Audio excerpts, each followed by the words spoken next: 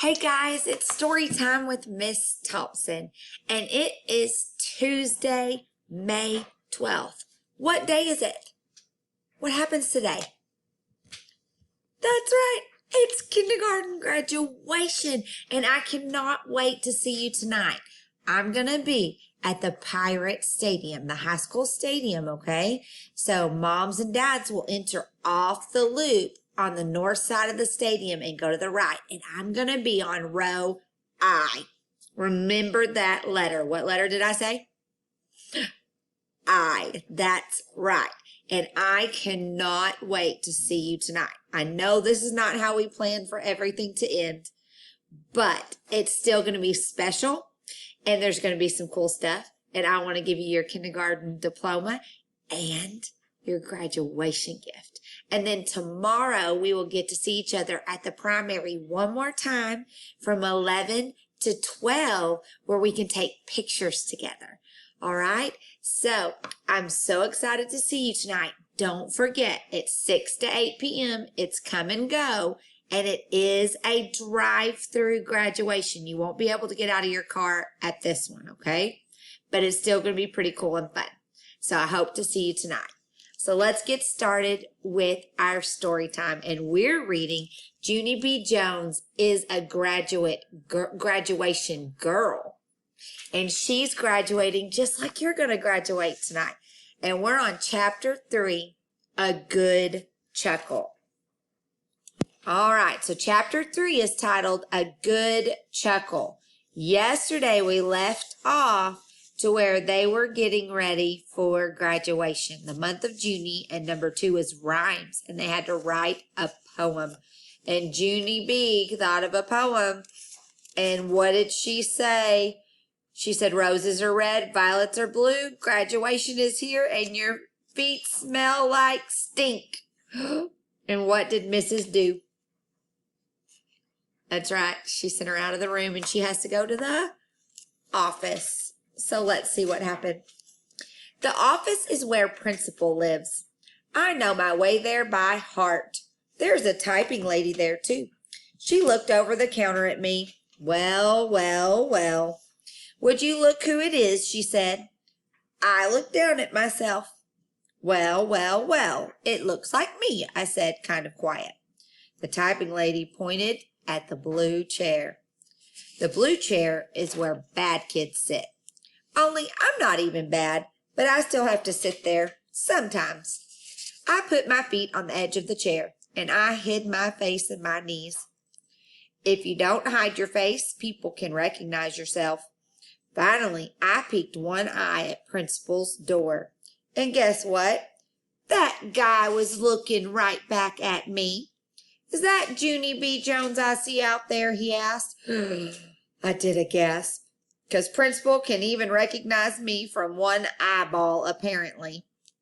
I went into his office, and I sat in the big wood chair.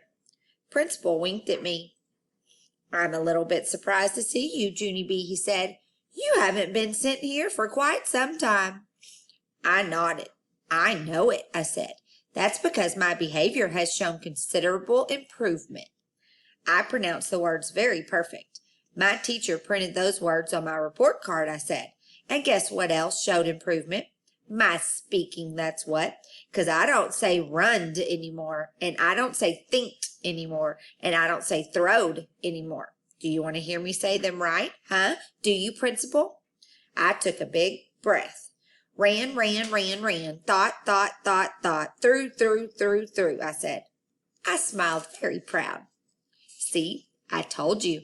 Mother says I am getting a better vocabulary, I said.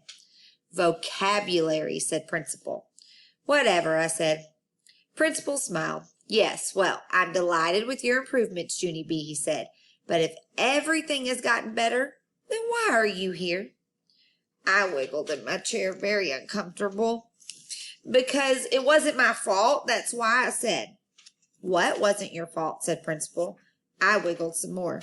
Then finally, I told Principal about how my teacher made us write a graduation poem, and how she said the last word had to rhyme with blue.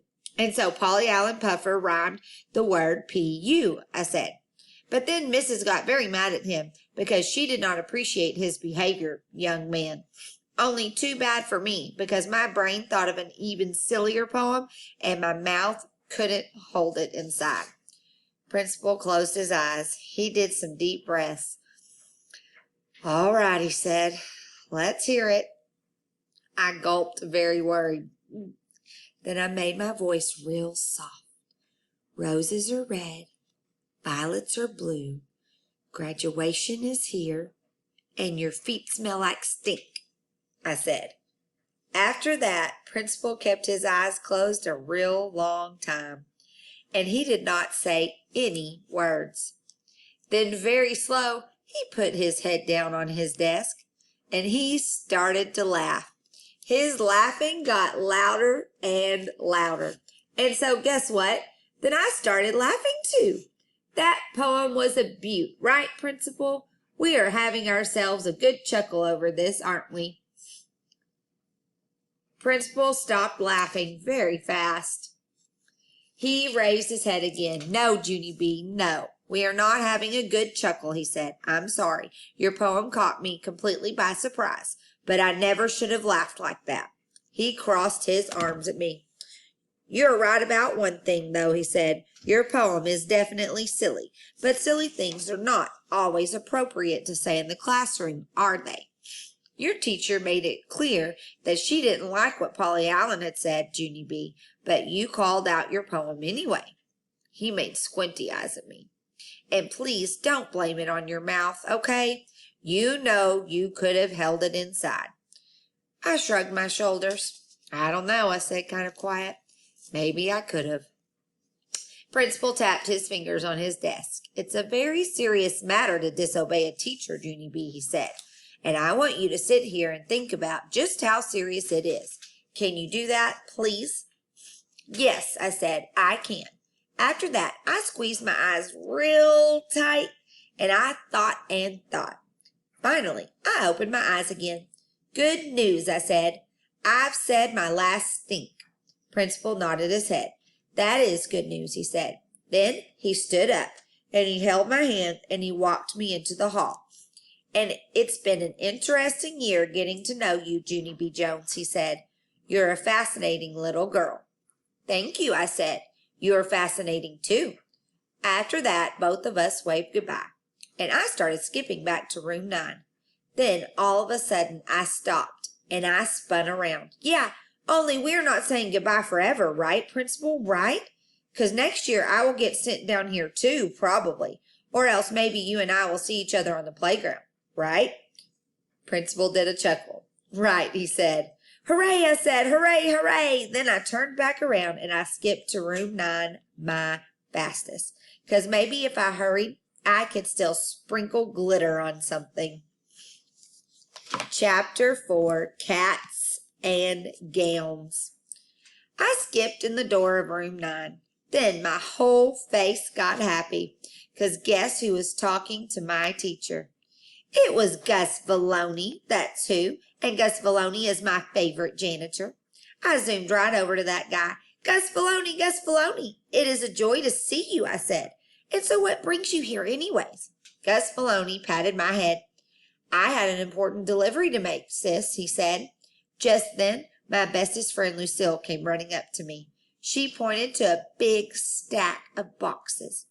It's cats and gowns, Junie B., she shouted. Gus Vallone brought us cats and gowns.